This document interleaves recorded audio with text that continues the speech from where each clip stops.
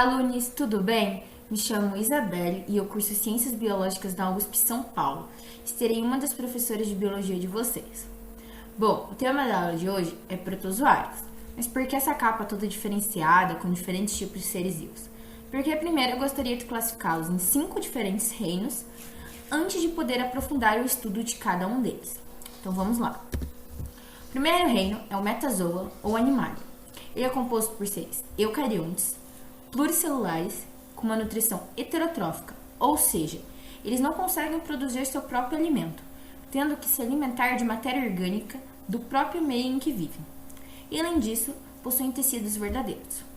O segundo reino é o metafita ou plantário. Ele é composto por seres eucariontes, pluricelulares, com uma nutrição autotrófica, ou seja, suas células possuem parede celular de celulose. Eles também possuem uma organela específica chamada cloroplasto, que possibilita a realização de fotossíntese e a produção de matéria orgânica, ou seja, eles acabam por produzir seu próprio alimento. E possuem também tecidos verdadeiros. E essa é a principal característica que exclui as algas deste reino, porque além de poderem ser unicelulares, elas não possuem tecidos verdadeiros. O terceiro reino é o reino fungi. Ele é composto por seres eucariontes, unicelulares ou pluricelulares, com uma nutrição heterotrófica e possuem parede celular revestida de um componente chamado quitina. O quarto reino é o reino protoctista, anteriormente chamado de protista, e é onde estão os protozoários que iremos estudar hoje. Ele é composto por seres eucariontes, unicelulares ou pluricelulares, com uma nutrição autotrófica ou heterotrófica. E por que tanta heterogeneidade neste reino? Porque tanto algas quanto protozoários estão nele. E hoje em dia essa classificação não faz tanto sentido.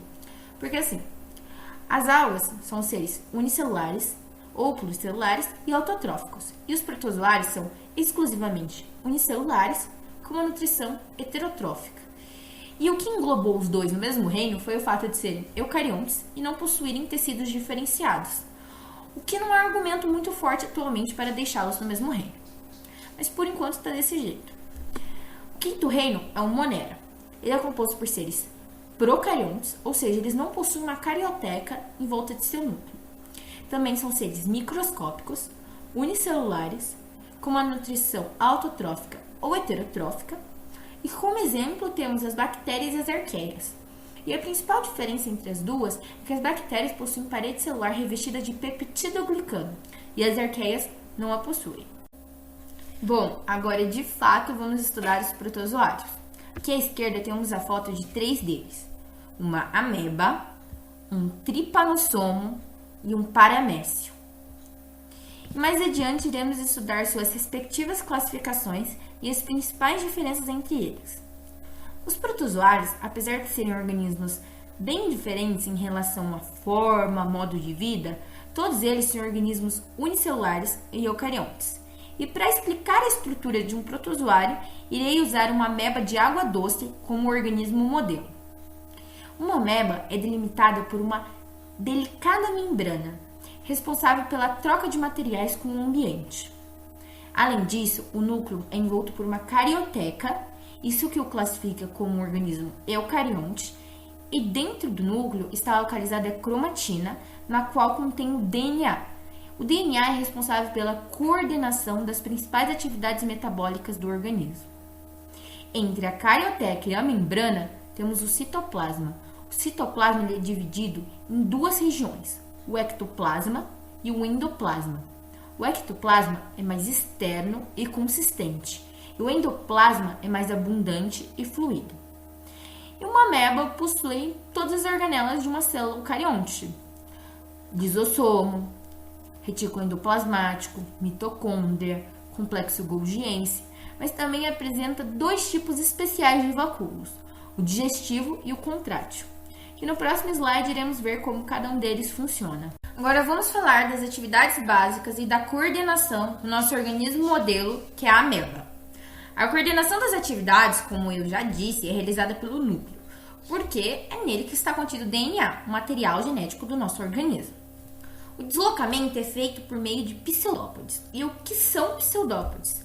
São mudanças na consistência do citosol da ameba. É um pouco difícil de visualizar, mas vou tentar explicar de outro jeito. São projeções citoplasmáticas do próprio organismo. Vou voltar um slide para vocês poderem visualizar melhor. Ó, isso aqui é um pseudópodes. Projeção citoplasmática. O citoplasma, ele muda de consistência, fazendo com que a ameba se desloque em seu substrato. A alimentação também é realizada pelos nossos queridos pseudópodes, pelo processo chamado fagocitose. O pseudópode vai lá, ele engloba a comida. A comida, ela é redirecionada para o vacúolo digestivo. No vacúolo digestivo tem enzimas lisossômicas. As enzimas lisossômicas são responsáveis pela digestão do alimento. E alimentos não digeridos são eliminados pelo processo de plasmocitose, que é o inverso da fagocitose. A fagocitose engloba, vai para o vacúolo digestivo, aquilo que não é digerido vai para fora.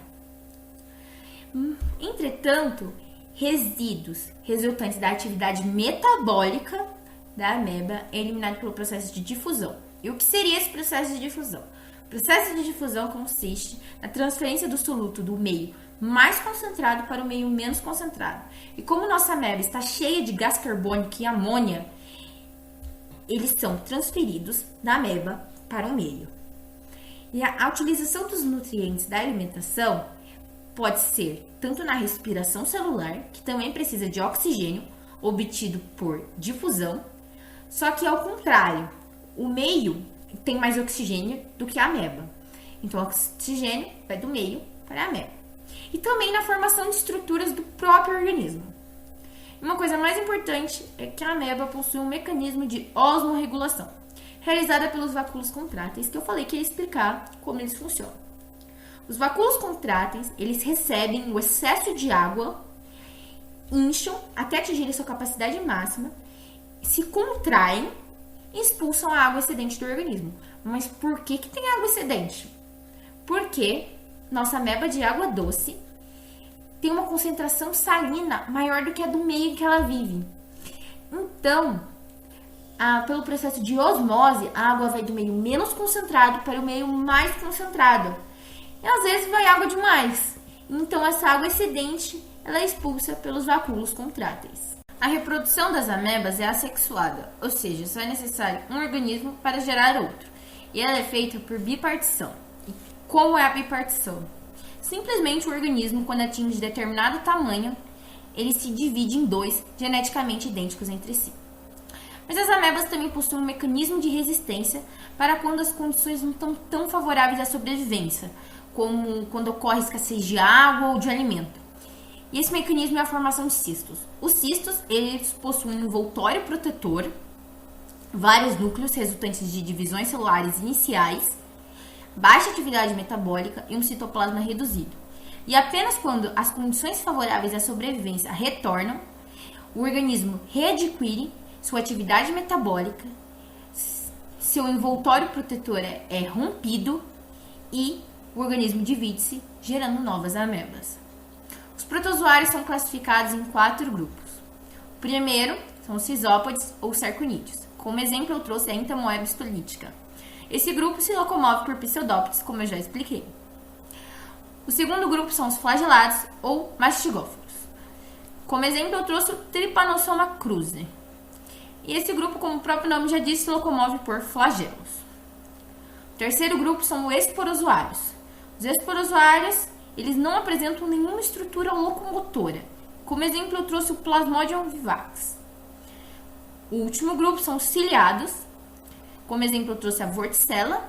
E eles se locomovem por cílios, como também o próprio nome já diz. Agora eu vou mostrar uma fotinho de cada. Aqui estão as fotos. À esquerda de um risópode e à direita de um flagelado. À esquerda é uma moeba proteus e eu vou colocar o vídeo dela se locomovendo por pseudópodes.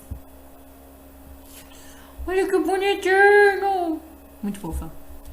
Ó, percebam o citoplasma mudando sua consistência. A projeção citoplasmática, a projeção do citosol. A direita é o Trypanosoma cruzi. Aqui, à esquerda, temos um esporozoário, o Toxoplasma gondii, e à direita, um ciliado, que é a Vorticella. Os cílios dela estão aqui, ó. E essa foi a aula de protozoários. Me desculpem qualquer pronúncia de nomes científicos errado, porque nome científico é igual falar nome de anime em japonês. Kimetsu no Yaiba. Não sei se tá certo. Yakusoko no Neverland. Neverland é igual em inglês, né? Mas sei lá. Não sei se tá certo, mas nome científico é igual pronunciar nome de anime em japonês. Muito obrigada pela atenção. A próxima aula vocês ainda vão ver protozoários, só que os protozoários não tão queridos, é aqueles que causam umas doenças. As famosas protozooses. Até lá!